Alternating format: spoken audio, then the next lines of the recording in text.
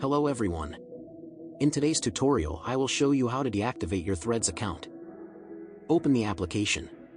When the application opens, we need to go to the icon of our profile, which is located in the lower right corner. On the page of our profile, you should find two lines located in the upper right corner of the screen. This will open the settings of our Threads application. In the list of options, you should find the account section and click on it. Here we are given a large number of options, of which we need the second one, deactivate account.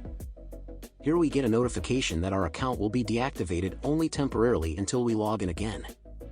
To confirm our choice, click on the button at the bottom of the Deactivate Threads profile screen. In the pop-up window that appears, we need to confirm our decision and click on the Deactivate button. This will not affect us Instagram, the account will be deactivated only in the Threads application. That's all for this video. If this video helped you, leave a like and subscribe and watch our other videos on this topic. See you in the next video.